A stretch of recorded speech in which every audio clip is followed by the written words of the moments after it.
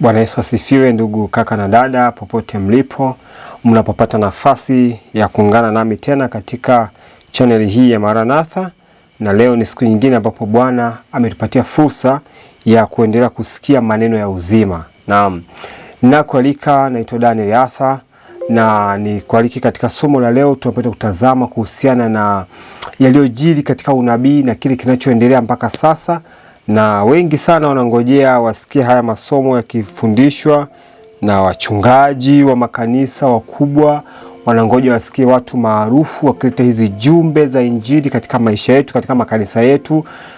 Kama wewe ni mmoja wa watu ambao wanangoja huu jumbe ufundishwe na viongozi wakubwa, wale ambao tunaowaamini ndipo tuamini, basi tutakuwa tumechelewa sana, na niwape pole ndugu zangu, kwa sababu tutapitwa na nuru kubwa ambayo Bwana alitamani tuweze kuifahamu katika nyakati hizi nyeti sana ambazo wewe na mimi tunaishi. Siku hii ya leo ndugu zangu, tunaenda kutazama somo la msingi sana ambalo linahusu mwaka huu 2025, kile ambacho kilipita katika mwaka 2024 na katika kalenda ya unabii tulipo sasa. Tunaenda kutazama matukio ambayo yametokea mpaka sasa na ni nini ambacho Bwana anatuita tukifanye kama watu wa Mungu ambao tunaishi nyakati za hatari kabisa katika historia ya huu ulimwengu. Kabla ya yote, ni kualike popote ulipo tupige magoti tuombe, ndipo tuendelee na somo letu hili la siku ya leo. Karibuni. Tuombe. Baba mtakatifu, Baba wa mbinguni, Baba wa Bwana wetu mpendwa sana Yesu Kristo, Baba, ninakushukuru kwa wema na neema, na kushukuru kwa baraka zako katika maisha yetu. Wakati huu Baba, tunaomba tusogee mbele zako ili tusikie kile ambacho umetuandalia. Mimi ni mtumishi wako nayesimama hapa, naomba Bwana ukanijalie maneno yenye uzima, ili kusudi katika hili somo likapate kugusa roho za ndugu watakao tazama na kusikiliza, na mimi pia nikaguswe. Kwa pamoja tusogee karibu na wewe. Tunaalika uwepo wako ambatane nasi mwanzo mpaka mwisho, kupitia jina la Yesu Kristo. Amina.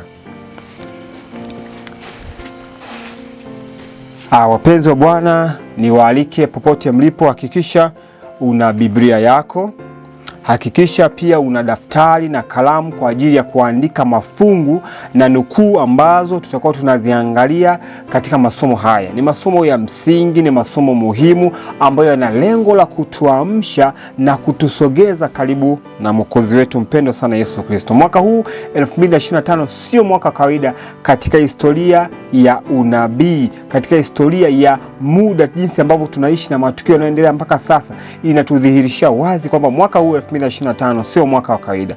Sio kwa sababu tu imekaa 2025, hiyo sio sababu. Sababu kubwa, tunatazama nyakati, tunatazama majira na nyakati na matukio yanayohusiana na kufungwa kwa kazi ya upatanisho. Maandiko nasema katika Pambano Kuu, nitasoma hii sura ya ukurasa wa 490. Pambano Kuu ukurasa wa 490 ni kipengele cha msingi ambacho napenda kukisoma mara kwa mara. Hata leo pia naomba nikisome tena Pambano Kuu ukurasa wa 490. Tusikie nabii kile ambacho anakisema. Nabii anasema kwamba matukio yanayohusiana na kufungwa kwa kazi ya upatanisho ni ya muhimu sana. Nabii anasema matukio yanayohusiana na kufungwa kwa kazi ya upatanisho ni ya muhimu sana. Maandiko anasema ni wachache sana wanaopenda kushughulika nayo. Kwa hiyo kundi kubwa hawana muda wa kushughulika na hayo matukio, lakini kundi la watu wachache sana wanapenda kushughulika na hayo matukio ambayo yanahusiana na kufungwa kwa kazi ya nini? Ya upatanisho. Ndugu zangu, haya ni mambo ya msingi na ni muhimu. Mimi kama mhudumu wa injili lazima nihakikisha kwa neema ya Mungu ninashughulika na matukio yanayohusiana na kufungwa kwa kazi ya upatanisho. Kwa sababu gani? Kwa sababu ni ya muhimu sana. Hapa tunaanza na nukuu inayopatikana katika Shuhuda kwa Kanisa gombo la 9 ukurasa wa 11, kama unavyoweza kuiona hapo. Shuhuda kwa Kanisa gombo la 9 ukurasa wa 11. Maandiko yanasema hivi: mawakala wa uovu wanaunganisha nguvu zao na kujizatiti. Mawakala wa uovu wanaunganisha nguvu zao na kujizatiti. Badala ya watu wa Mungu kuunganisha nguvu zetu sisi kama sisi na kujizatiti katika mambo mema, tunaambia mawakala wa uovu wanafanya jambo hilo. Sisi tungepaswa kufanya zaidi ya wao wanavyofanya. Tunaambiwa wanajiimarisha kwa zahama kuu ya mwisho. Wanajiimarisha kwa zahama kuu ya mwisho. Maandiko nasema mabadiliko makubwa hivi karibuni yatatokea. Mabadiliko makubwa hivi karibuni yatatokea katika ulimwengu wetu. na harakati za mwisho zitakuwa za haraka sana. Harakati za mwisho zitakuwa za haraka sana. Tutashuhudia tukio baada ya tukio, jambo baada ya jambo, kitu baada ya kitu. Mwisho siku tutajikuta tumekwisha kuchelewa. Kwa lazima tuhakikishe hatupitwi na mambo haya. Kwa sababu gani? Kwa sababu matukio ya mwisho yatakuwa ni ya haraka sana. Bila kushtuka utajikuta tukio hili limepita na hili limepita. Ulisikia tu kwamba jambo fulani litatokea, lakini kumbe limekwisha kutokea. Kwa sababu gani? Kwa sababu matukio ya siku za mwisho yatakuwa ni ya haraka sana. Maandiko natusi pia katika kitabu hiki cha Timotheo wa pili sura ya pili mstari wa 15 tunaambiwa kwamba jitahidi kujionyesha kuwa umekubaliwa na Mungu, mtendakazi asiye na sababu ya kutahayari, ukitumia kwa halali neno la kweli. Neno hilo kutumia kwa halali, maana nyingine ni kuligawa kwa halali, kuligawa vizuri neno la ukweli. Sio wengi wanaweza kuligawa vizuri neno la Mungu, wengi wana udanganyifu, wengi wanagawa tofauti. Lakini maandiko yanasema tunapaswa kuligawa vizuri. Na neno linasema jitahidi kujionyesha. Neno hilo maana yake kwamba jifunze au study, anasema study, kwamba jifunze, jibidishe katika maandiko. Hiyo ndo mzigo mzima ambao Paulo alikuwa anaongea na Timotheo. Na sisi pia tunaonywa vile vile, tunapaswa kujifunza neno la Mungu, tunapaswa kuligawa vizuri neno la Mungu, tukitumia namna njema ya kulivunja ili litusaidie katika maisha yetu na ili tukubaliwe na Baba wa mbinguni. Katika Testimony to Ministers, shuhuda kwa watendakazi au shuhuda kwa watumishi, ukurasa wa 116 paragraph ya 3, tunaambiwa kwamba sisi with all our religious advantages, pamoja na faida zote za kidini, tunaambiwa tunapaswa kujua zaidi leo kuliko tunavyojua. Kujua nini? Kujua neno la Mungu. Ina maana leo hii katika mwaka huu 2025 tunapaswa kujua zaidi neno la Mungu kuliko vile tunavyofahamu. Unajua namna gani kuhusu nabii? Unajua namna gani kuhusu maisha ya Kristo? Unajua namna gani kuhusiana na maandalizi ya kile kinachokaribia kuipata dunia hivi karibuni? Unajua namna gani kuhusiana na injili ya milele? Maandiko yanasema tunapaswa kujua zaidi kuliko vile ambavyo tunafahamu. Nitasoma baadhi ya nukuu zingine hapa na mafungu kadhaa. Tunaambiwa katika fungu hili la Warumi sura 13 mstari wa 11. Ni fungu makini, ni fungu muhimu sana. Naomba uliandike ile fungu. Maandiko yanasema kwamba naam, tukiujua wakati kwamba saa ya kuamka katika usingizi imekwisha kuwadia, kwamba saa ya kuamka katika usingizi imekwisha kuwadia, kwa maana sasa wokovu wetu ukaribu nasi kuliko tulivyoanza kuamini. Hii nukuu hii fungu linaendana sambamba na nukuu ambayo tumekwisha kusoma ya Testimony to Ministers ukurasa 116, kwa sababu inasema tunapaswa kujua zaidi kuliko vile tunavyofahamu. Na hapa tunaambiwa tunapaswa kuamka kwa kadri tunavyo kwamba nini, anasema kwa kadri inasema kwamba naam, tukijua wakati. Kuna kipengele cha kwanza, kujua nini? Wakati. Na wengi sana watamani kujifunza masomo ya wakati. Unapoanza kujifunza kuhusu wakati, shetani anakuja na minongonezo, hatujui siku wala saa. Na wakati huo hakuna mtu aliyeweka siku wala saa. Mtu anakuambia hatujui siku wala nini wala saa. Nini? Shetani anaogopa sana. Anaogopa nini? Anaogopa watu wa Mungu wasije wakatambua nyakati wanazoishi. Na wakitambua nyakati wanazoishi, hao watu wataamka. Maandiko yanasema naam, tukiujua wakati kwamba saa ya kuamka katika usingizi imekwisha kuwadia. Shetani hatamani watu wajifunze wakati, hatamani watu wajue muda wanaoishi, kwa sababu wakijua wataamka. Kwa maana sasa wokovu wetu ukaribu nasi kuliko tulivyoanza kuamini. Hii yote tunaweza kufahamu kama wokovu uko karibu pale tu tutakapotambua nyakati ambazo wewe na mimi tunaishi. Tunaendelea hapa, tunakutana na hii nukuu tumeshasoma. Tunasonga mbele kidogo. Testimony to Ministers ukurasa 118.1. Naomba nisome hii. Nasema hivi: hatari za siku za mwisho ziko mbele yetu. Hatari za siku za mwisho ziko mbele yetu. Na katika kazi yetu tunapaswa kuwaonya watu kwa hatari ambayo wapo nayo. Nasikia maandiko yanasema hapa tunapaswa kuwaonya watu kwa hatari walionayo sasa, sio kwa hatari inayokuja. Kumbuka kuna hatari inakuja mbele, lakini kuna hatari tuko nayo sasa. Maandiko yanasema tunapaswa kuwaonya watu kwa hatari walionayo sasa. Anaendelea mbele. hebu yale matukio muhimu ambayo unabii umeyadhihirisha yasiachwe bila kuguswa. Tunasikia wapendwa? Yale matukio muhimu ambayo unabii umedhihirisha yasiachwe bila kuguswa. Kama watu wetu wakiamka nusu, hapa hii nukuu inapatana na nukuu ya Pambano Kuu tuliyokwisha kuisoma. Tunaambiwa matukio yanayohusiana na kufungwa kwa kazi ya upatanisho ni ya muhimu sana, lakini ni wachache sana wanapenda kushughulika na hayo matukio. Sasa hapa tunaambiwa hebu matukio yale muhimu kabisa ambayo unabii umeyazungumzia yasiachwe bila kuguswa. Nami kwa neema Mungu natamani kuyagusa haya matukio kwa sababu ni ya muhimu sana. Hasa anasema kwamba ikiwa au kama watu wetu wakiamka nusu, sikia Mungu anavyosema, hata kama tukiamka namna gani nusu, hii ni kumaanisha kwamba tumelala usingizi totoro, tumelala usingizi fofofo. Sasa Mungu anataka hata kama tukiamka nusu, anasema kama watu wetu wakiamka nusu, japo nusu tu, anasema watu wetu wakiamka nusu, kama wakitambua ukaribu wa matukio ambayo yameonyeshwa katika Ufunuo. Kwa hiyo tukiamka nusu, jambo la kwanza ni nini? Kwanza kuamka nusu, lakini huwezi kuamka bila kujua wakati. Maana katika kitabu cha Warumi nasema tukijua wakati, saa ya kuamka katika usingizi imewadia. Kwa hiyo kama watu wetu wakiamka nusu kwa kutambua wakati, jambo la kwanza. Jambo la pili, na kama wakitambua ukaribu wa matukio ambayo yameonyeshwa katika Ufunuo, ndipo nini kinatokea? Matengenezo yangeletwa katika makanisa yetu na watu wengi wangeamini ujumbe au wangeamini ukweli. Swali, kwa nini watu hawaamini ukweli? Kwa nini watu hawaamini ujumbe wa sasa? Ni kwa sababu tu wamelala usingizi fofofo na hawajataka kuamka. Mahali pengine nabii anasema kwamba watumishi au wachungaji waliolala waking'ang'ana na wakipambana kuamsha watu waliolala. Haiwezekani hata kidogo.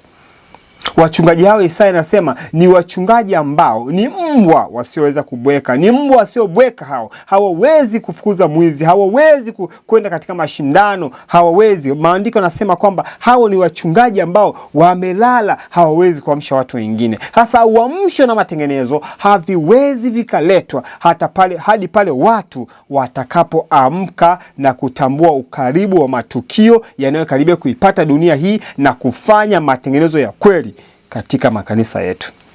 Tunaambiwa katika kitabu cha Wathesalonike sura ya 1 mstari wa 5. Naomba tufike hapo Wathesalonike, maana haya ni maswali ya msingi. Tutambue katika kitabu cha Wathesalonike Paulo alikuwa anazungumza hoja moja ya msingi ambayo pia kuna baadhi ya watu wengine wameshikilia tu mafungu ya kwanza, hawajasonga na mafungu yanayofuata. Lakini Paulo aliendelea mwanzo mwisho katika Wathesalonike sura ya 5, Wathesalonike wa kwanza sura ya 5 kuanzia mstari wa kwanza.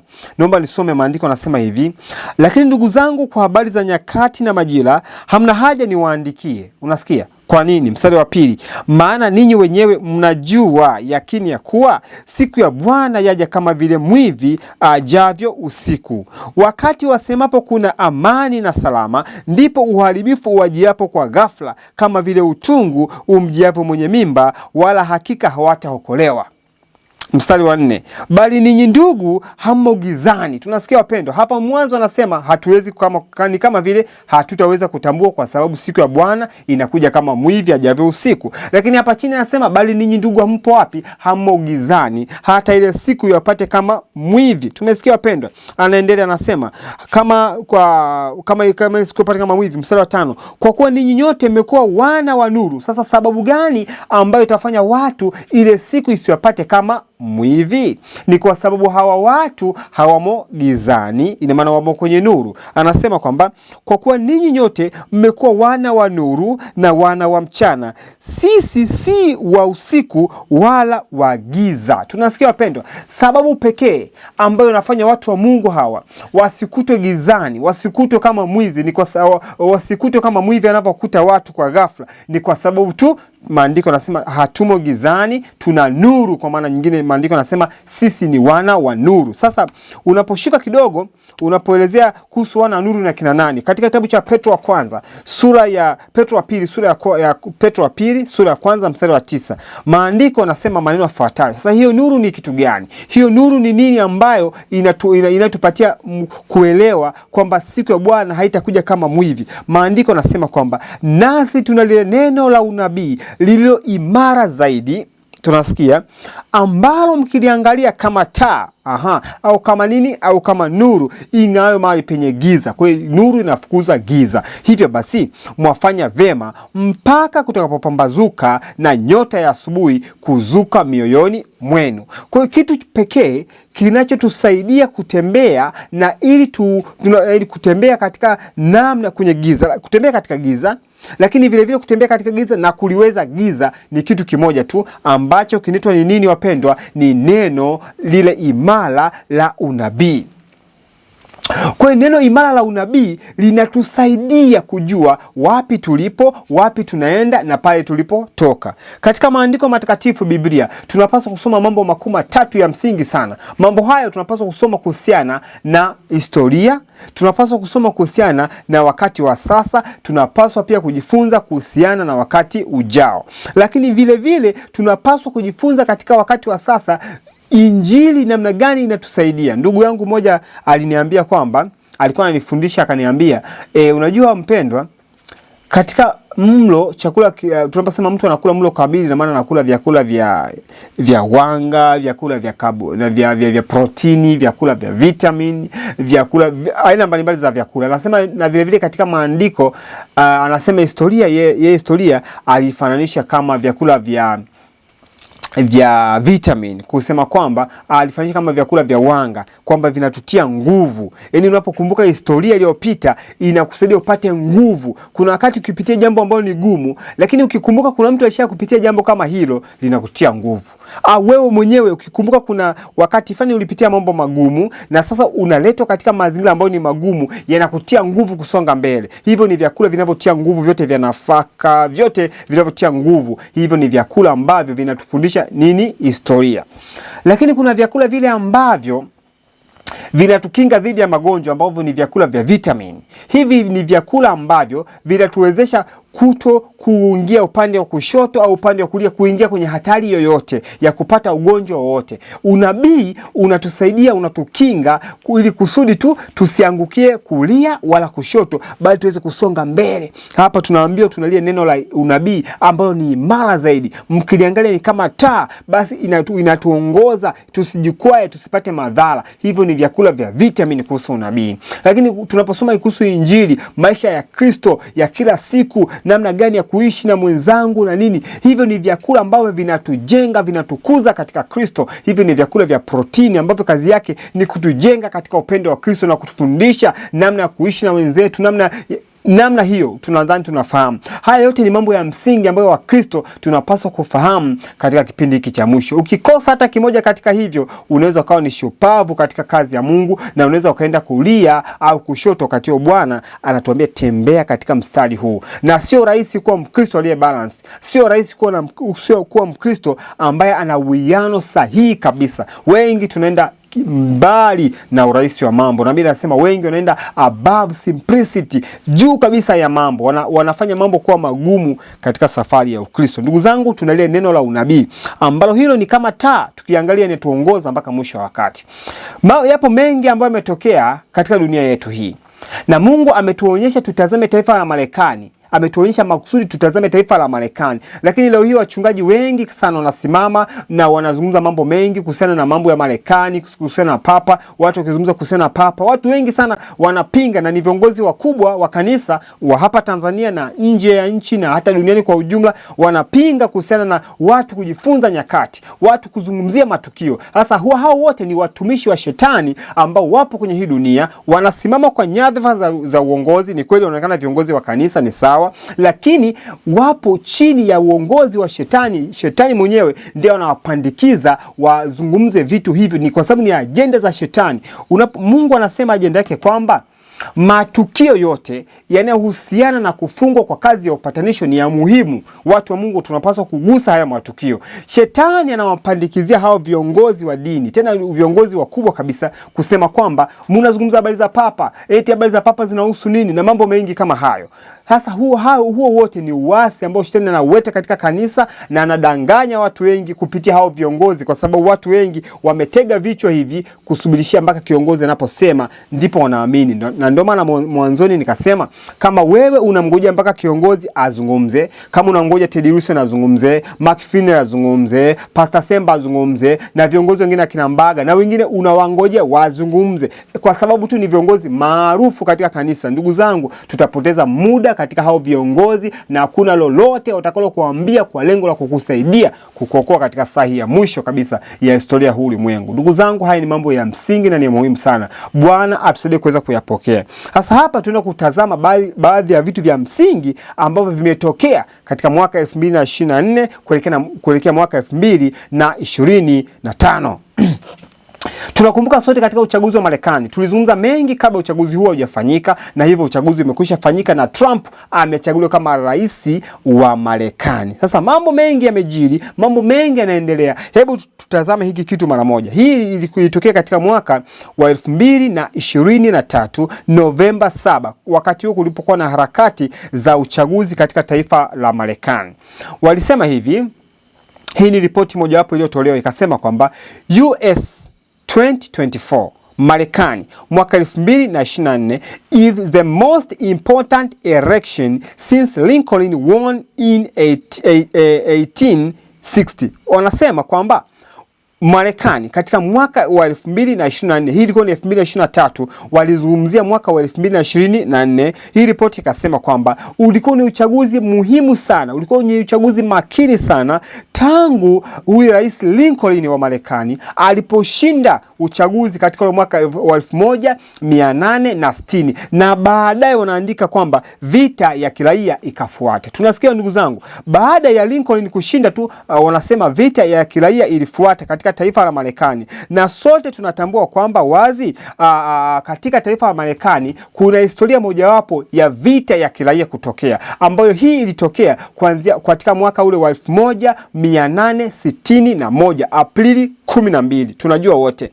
Na haya tunatabiriwa hata sasa, tunaambiwa kwamba Marekani hivi karibuni itapitia katika huo tena mzozo, itapitia katika tena hiyo shida ya vita ya kiraia. Somo lijalo tutazungumza kuhusiana na migeuko minne ya Marekani, mambo ya msingi sana hayo. Wakati fulani somo hili tulifundisha, lakini sasa alipo mtandaoni tutaliweka tena ile somo la Marekani katika migeuko yake minne, na hayo ni mambo ya msingi ambayo tunapaswa kutambua, na utagundua wazi mgeuko wa nne unaangukia mwaka wa 2025. Migeuko yote kuna mambo yalikuwa yakitokea. Sasa huu mwaka 2025 sio mwaka wa kawaida. Walizungumza hivyo katika hii ripoti. Tunasonga mbele kidogo. Hii ni ripoti nyingine ambayo zote hizi zilikuwa zinazungumzwa kabla ya uchaguzi kufanyika. Wakasema hivi, has a president ever won 2 non-consecutive White House elections? Waliuliza swali kwamba imekushawahi kutokea, na hii iliandikwa katika mwaka wa 2024 Novemba 6, kabla ya Trump kuchaguliwa. Wakasema kwamba je, kuna rais yoyote ambaye amekushawahi kushinda katika kushinda uraisi, lakini katika namna ya kuto kuongoza kwa mfululizo has ever president won kuna rais yote ambaye ameshawahi kushinda kuongoza, yani katika awamu mbili ambazo sio za mfuatano katika ikulu, yani katika kwa maana nyingine katika uraisi kule Marekani. Nini maana yake? Maana yake ni wanauliza swali, kuna wakati wote katika historia ambao umetokea kwamba rais akashinda kuwa rais, lakini katika namna ya kushinda kwake ni namna ya kuto kuongoza, yani kuongoza bila kuenda kwa mfululizo. Maana Marekani tunajua kila baada ya miaka minne wanafanya uchaguzi. Wanachagua miaka minne ya kwanza uchaguzi unafanyika, na miaka minne ya pili uchaguzi unafanyika. Hapa Tanzania ni miaka mitano. Sasa itokee rais aongoze miaka 5 ya kwanza, alafu apigwe chini, awekwe pembeni, achague rais mwingine tena aongoze miaka 5, alafu yule rais arudi tena kuongoza miaka tena 5. Sasa Marekani wanauza swali, imekwisha kutokea namna hiyo kwamba rais akatawala miaka 4 afu akawekwa pembeni, ndipo akarudi tena akatawala tena miaka mingapi? 4. Hilo ndilo swali ambalo linaulizwa. Tusonge mbele. Walitabiri tena wakasema, Trump is hoping to win 9 consecutive terms. Trump alikuwa ana matumaini ya kushinda kwa kuongoza kwa namna hiyo Wanasema ni rais mmoja tu ambaye alishawahi kufanya hicho kitu. Ni rais mmoja tu Marekani ambaye amekushawahi kufanya hicho kitu. Ndugu zangu, naomba mnisikize kwa makini hapa. Ni mambo ya msingi tunataka kuangalia. Ni vitu vya msingi sana. Vinasisimua, vinashangaza, lakini ni vya ajabu. Mungu anaruhusu vitokee tuvione katika macho yetu hivi leo tunavyoishi. Kama manabii wangeinuliwa leo hii na wangetazama haya mambo, bila shaka wangesema nyewe watu ni wapumbavu na ni wajinga, msiweza kuelewa maneno ya Mungu. Bwana anasema sisi ni wajinga, ni heri hata ng'ombe, ni heri hata wanyama wa mwituni wanaweza wakatambua, lakini sisi hatutambui. Kwani wakati wa gharika likoaje? Ng'ombe anaingia kwenye safina na mbuzi wanaingia kwenye safina, njiwa wanaingia kwenye safina, wanadamu wanashangaa hawaelewi. Leo hii ndugu zangu, mambo ni vile vile na historia inakwenda kujirudia. Narudia tena, unifuatilie kwa makini hapa. Ni rais mmoja tu katika taifa la Marekani ambaye ameshawahi kushinda mara ya kwanza miaka 4, akawekwa pembeni, akashinda uchaguzi wa pili na baadaye akaja kushinda tena. Wanasema Trump alikuwa ana matumaini hayo, na sasa hivi sio matumaini tena, matumaini yamekuwa uhalisia wa mambo. Trump amefanya kitu kama hicho. Hebu tusonge tumuone ni rais gani huyo. Wanasema kwamba Rais Trump huyu anaendana sawa sawa na rais ambaye anaitwa Grover Cleveland. Huyu Grover Cleveland ni rais ambaye alishawahi kushinda uchaguzi, baadaye akawekwa pembeni, yani alishinda uchaguzi wa pili na baadaye akashinda tena. Katika miaka gani? Hebu nenda kaiangalie miaka kwa makini. Twende chini kidogo hapo. Tazama chini upande wa kulia. Anasema alishinda katika mwaka wa 1884 na baadaye akawekwa pembeni mwaka 1888 na kushinda tena katika mwaka 1892. Ndugu zangu, zingatieni miaka hii kwa makini sana, kwa sababu kuna kitu hapa tunaenda kukitazama mbele. Huyu ndio rais huyo hapo ambaye anaitwa Grover. Huyu ni rais ambaye anaitwa Grover, ambaye yeye ana historia sambamba inayefanana na Trump. Tazama miaka yake. Katika mwaka wa 1884 huyu rais alishinda. Katika mwaka 1888 akashindwa. Katika mwaka 1892 rais huyo alishinda. Sasa hebu angalia miaka hiyo. 1884, 1888, 1892. Ndugu zangu, kuna baadhi ya watu huenda tayari wameshaanza kupata kitu fulani hapa ninachozungumzia. Hii miaka sio miaka ya kawaida. Narudia tena, hii miaka sio miaka ya kawaida. Katika mwaka huu wa 1888, ndugu zangu, tunamwona huyu kwenye picha hapo mbele, anaitwa Henry William Blair.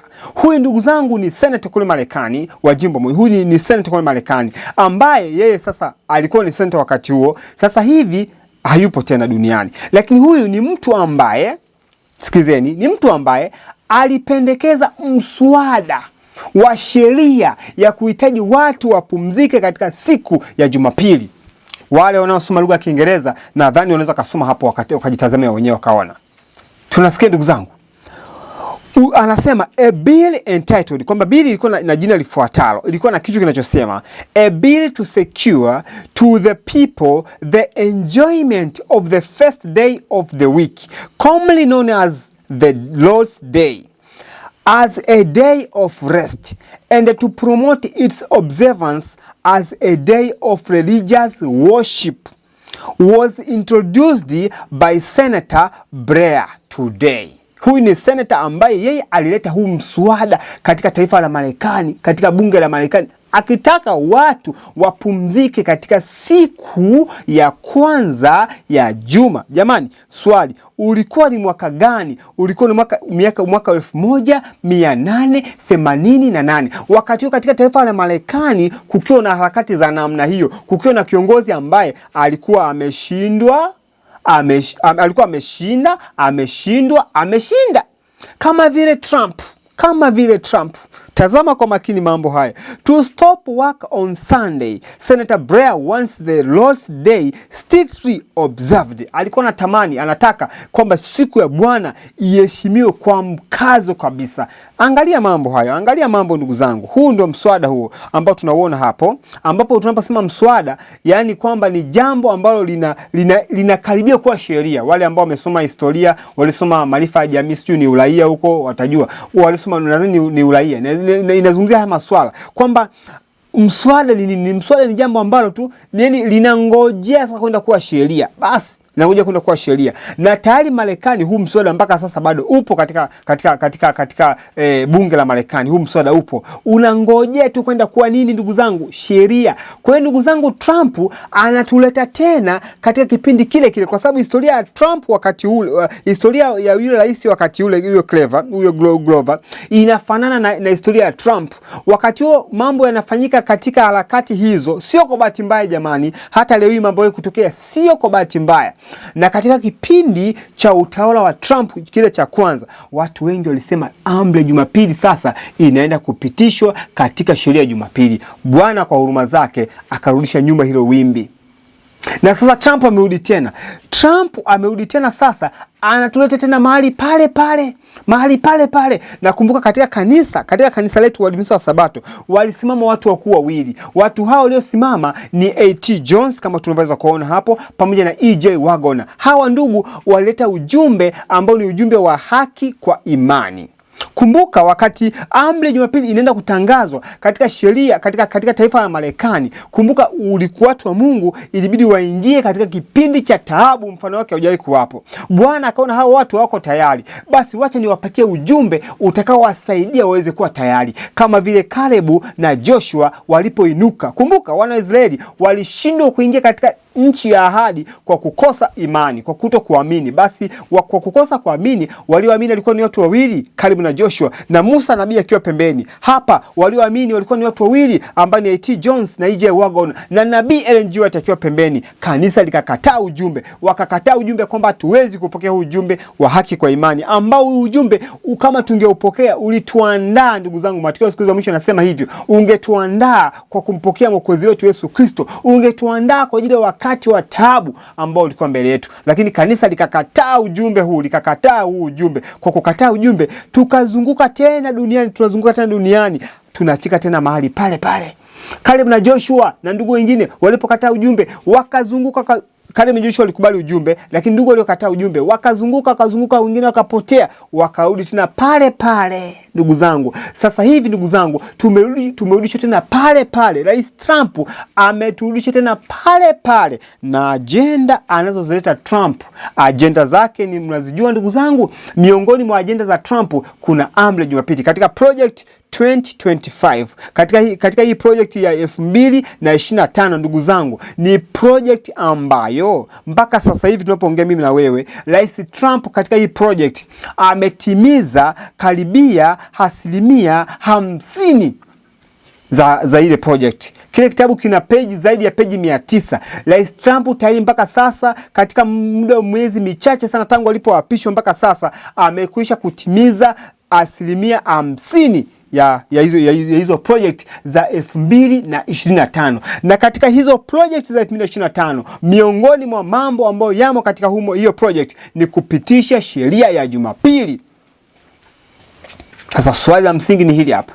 Kama kwa muda miezi michache mpaka sasa hivi, huu ni mwezi wa ngapi? Huu ni mwezi wa 4. Mpaka sasa hatujafikia hata nusu ya mwaka, tayari Rais Trump amekwisha timiza 50% ya agenda ambazo zimo katika project 2025. Swali ni hili, je, mwaka huu 2025 utaisha kweli bila amri ya Jumapili? Mimi sijui, sifahamu. Nachotambua ni kwamba tunapaswa kujiandaa kuliko wakati mwingine wote. Tunapaswa kuamka zaidi kuliko wakati mwingine wote. Tunapaswa kuwa watu wa maombi zaidi kuliko wakati mwingine wote. Tunapaswa kuhubiri ujumbe kwa nguvu kuliko wakati mwingine wote. Maandiko yanasema tusifungamanishwe tena nira na mifumo ya makanisa, kwamba ngoja kidogo usihubiri huu ujumbe, utaamsha mateso. Huu ni wakati wa kutoa onyo la mwisho kwa ulimwengu, kwa sababu muda sio mrefu kila mmoja itabidi asimame na kumtetea Mungu kwa maisha yake yake na kumtetea Mungu kwa ukweli ambao Bwana ametupatia. Ndugu zangu, kitabu hiki ajenda hizi za 2025 ambazo Trump mpaka sasa anaendelea kuzitimiza, ndugu zangu, miongoni mwa mambo hayo ni kupitisha sheria ya Jumapili katika taifa la Marekani.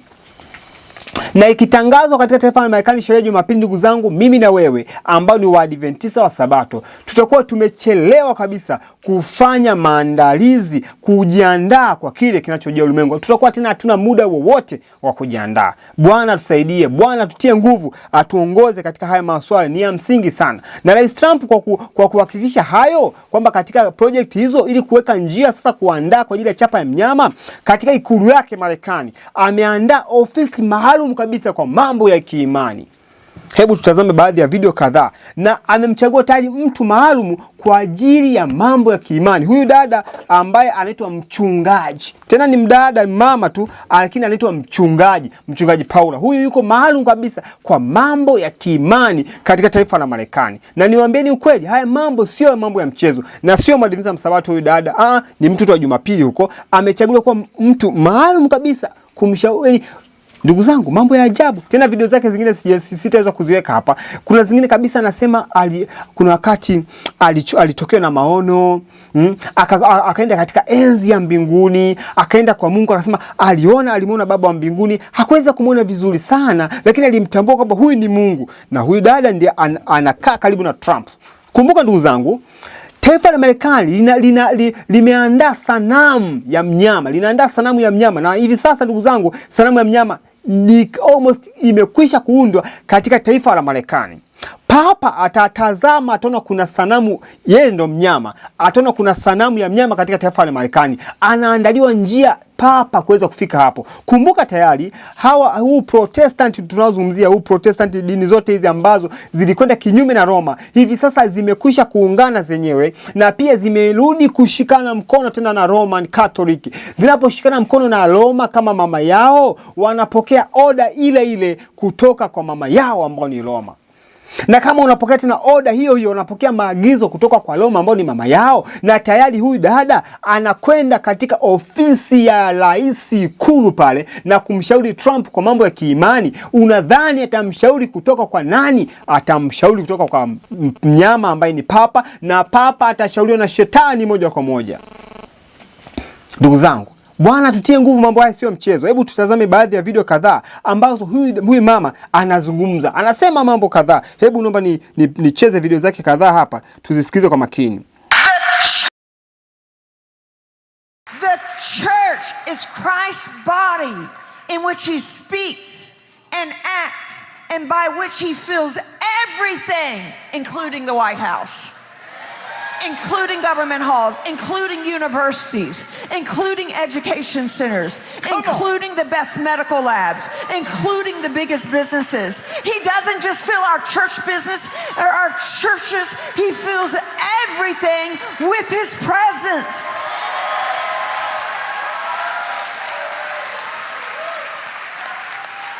How does he do that? He does that through you. He does that through me. Wherever I go, God rules. When I walk on White House grounds, God walks on White House grounds. When I walked in the river, God walked in the river. When I go into the dry cleaner, that dry cleaning place becomes holy. I had every right and authority to declare the White House as holy ground because I was standing there, and where I stand. Huyu mama amechaguliwa na Trump. Anaitwa ni Pastor Paul. Amechaguliwa na Trump. Amechaguliwa rasmi kabisa kwa ajili ya masuala ya kiimani katika ikulu ya Rais Trump. Anasema yeye popote anapotembea ni patakatifu.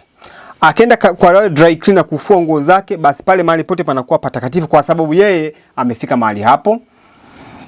Akifika ikulu, anasema anapotembea katika ikulu, anasema ikulu inakuwa ni holy, takatifu kwa sababu yeye yuko hapo. Ndugu zangu, hii ni lugha ambayo anaanza kule ametoka kule kwa Joshua, wakati Joshua alipoambiwa kwamba nchi yote mtakayokanyaga itakuwa ni nini? Ni takatifu. Ni sawa, lakini anaenda mbali huyu mama. Kuna vitu anavizungumza hapa. Ndugu zangu, Rais Trump anamwamini huyu hadi amemchagua kuwa kiongozi wa masuala ya kiimani. Trump mimi anashuhudia hapa. Hebu tumsikize Trump kidogo.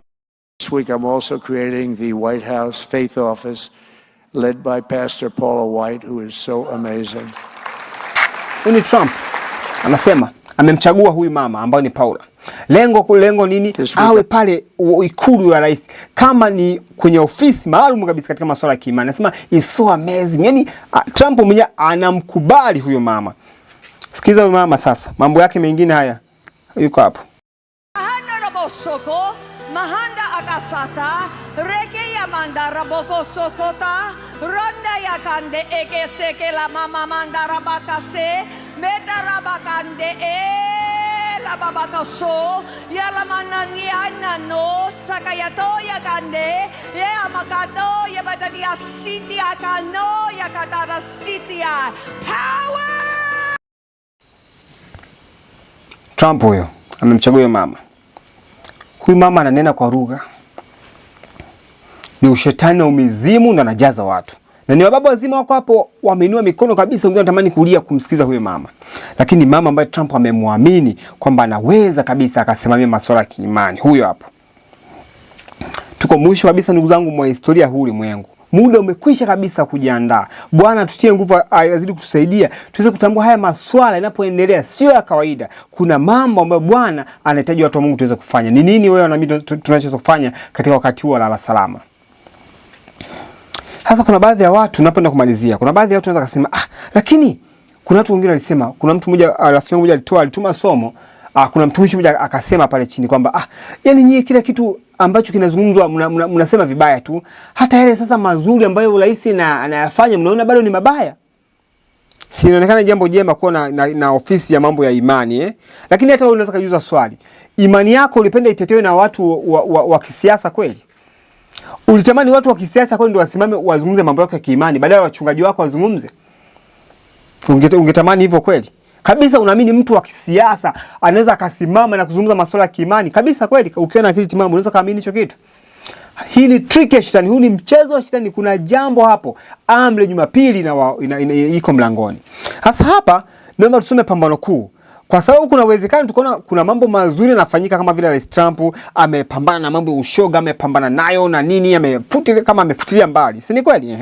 Anaonekana rais mzuri anaonekana rais ambaye anapenda maadili, si ndio sawa. Hebu sikia hapa Pambano Kuu ukurasa wa 587. Nabii anasema wazi, bado kundi hili liliweka madai kwamba kule kuenea kwa haraka kwa ufisadi kunahusiana kwa sehemu kubwa na kunajisi kile kiitwacho Sabato ya Kikristo. Ni nini hiyo? Ni Jumapili. Hapa ni historia, lakini natamani mimi nikupeleke mbele. Kumbuka wazi kwamba hii Sabato inayojulikana kama Sabato ya Kikristo ambayo ni Jumapili, itakapoenda kutangazwa na taifa la Marekani, wale wote watakaoonekana wanaenda tofauti nayo, ndugu zangu, watakuwa kwenye wakati mgumu sana. Hebu tusonge mbele tena kidogo tusikie. Nasema na kwamba uhimizaji wa utunzaji wa Jumapili ungefanywa kiwango cha maadili ya jamii kuwa bora. Yani kwamba kuitunza Jumapili kwa jamii ndio ingeonekana kwamba ni kupeleka maadili katika kiwango cha juu sana, utunzaji wa Jumapili. Na hata sasa hivi Jumapili inapoenda kutangazwa, inaenda kutangazwa kana kwamba ni suluhisho la mmomonyoko wa maadili. Tuwe makini hapo. Na ndio maana Trump kwa harakati hizo ameweka kwamba kuwe na ofisi ya masuala ya kiimani katika ikulu yake. Tunaambiwa dai hili linasisitizwa hasa katika nchi ya Amerika, mahali ambapo fundisho la Sabato ya kweli limehubiriwa kwa kiasi kikubwa mahali pengi, yani Sabato ya Biblia. Kazi ya kufundisha kuhusu kiasi, moja ya matengenezo maarufu na muhimu ya kimaadili, mara kwa mara inaunganishwa na harakati za kuitunza Jumapili. Yani kwamba kana kwamba ni jambo jema sana kutunza Jumapili. Kwa hiyo linafungamanishwa na mambo mengine tena ya muhimu, kwamba kama ndoa kuwe na kiasi katika ndoa, ulevi kuwe na kiasi. Yani masuala yote kimaadili yanafungamanishwa hapo. Tunaambiwa na watetezi wa hilo wanajionyesha kama watu wanaofanya kazi ya kuendeleza matakwa ya kiwango cha juu ya jamii. Unasikia jamani? Tunaambiwa na wale wanaokataa kujiunga nao wanashutumiwa kwamba ni maadui wa mpango wa matengenezo na kuhimiza suala la kiasi. Kwa hiyo wale wote ambao wanapinga wanaonekana ni maadui. Hata Waadventista wa Sabato watakaopinga wataonekana ni maadui. Hata wewe na mimi leo kuna uwezekano tukaonekana ni maadui kwa kupinga hizo agenda. Tunaambiwa viongozi wa harakati za Jumapili wanaweza kutetea matengenezo yanayohitajiwa na watu, kweli kabisa. Jamani, matengenezo ya ndoa, weka matengenezo. Kweli wanaweza kaonekana wanatetea matengenezo ambayo watu wanahitaji, kanuni ambazo zinapatana na Biblia. Kwa kuna uwezekano kabisa Trump akafanya mambo ambayo yanapatana na Biblia. Tunaambiwa, lakini kama ndani ya hayo kuna matakwa yaliyo kinyume na sheria ya Mungu, sikia kwa makini, kama ndani yake kuna matakwa ambayo yako kinyume na sheria za Mungu, watumishi wa Mungu hawawezi kuungana nao, watakataa kabisa. Hata kama kuna jambo hili moja, hakuna kinachoweza kuwahalalishia kuweka kando amri za Mungu kwa ajili ya maagizo ya wanadamu. Lakini hali hii kwamba anasema, anaendelea mbele, lakini hali hii ya kwamba harakati ya kuanzisha fundisho potofu imefungamanishwa na kazi ambayo kwa yenyewe ni nzuri. Inaonekana kabisa ni kazi nini? Nzuri. Lakini nini? Si hoja ya kuunga mkono fundisho hilo potofu hata siku moja. Kwamba japokuwa inaonekana ni harakati nzuri, lakini hatupaswi kuunga mkono fundisho hilo potofu. Tunasonga mbele. Anasema, tunaweza kuificha sumu kwa kuichanganya na chakula chema kwa afya ya mwili. Tunaweza tukaificha sumu. Ukampa mtu chakula ukaweka na sumu ndani yake, tunaambiwa. Lakini kwa kufanya hivyo hatubadili hali ya sumu hata siku moja. Hali ya sumu haibadiliki. Sumu iko pale pale. Kinyume chake, inafanywa kuwa ya hatari zaidi kwa vile inaweza kukuliwa pasipo kujulikana. Ni mojawapo ya mbinu za shetani kuweka pamoja uongo na ukweli wa kiasi cha kutosha ufanyeje? Uaminike. Kumbe huu ni mpango wa shetani kuchanganya uongo pamoja na ukweli ili watu wasiweze kutambua. Unapompa mtu chakula kizuri ukaweka sumu, hajui. Ni heri angeona sumu kama ilivyo. Ni heri tungemtambua Trump sura yake jinsi ilivyo, watu wengi wangesema Trump ni mtu mbaya. Lakini sasa anaonekana ni mtu ambaye anapenda mambo ya kidini, hivyo watu hawawezi kutambua. Ndugu zangu, tunaishi wakati wa mwisho kabisa katika historia hii dunia. Bwana atusaidie. Bwana atuwezeshe kupokea haya masomo tunayojifunza kila siku, na iweze kuwa msaada katika maisha yetu na kutuandaa kwa ajili ya uzima wa milele. Mungu akubarikini sana, akupatie neema yake tele kupitia jina la Yesu Kristo. Amina. Wakati ujao tutaendelea kujifunza masomo haya, kutazama taifa la Marekani pale lilipo na kile kinachokaribia kuipata dunia kwa ghafla. Mungu akubarikini sana. Maranatha.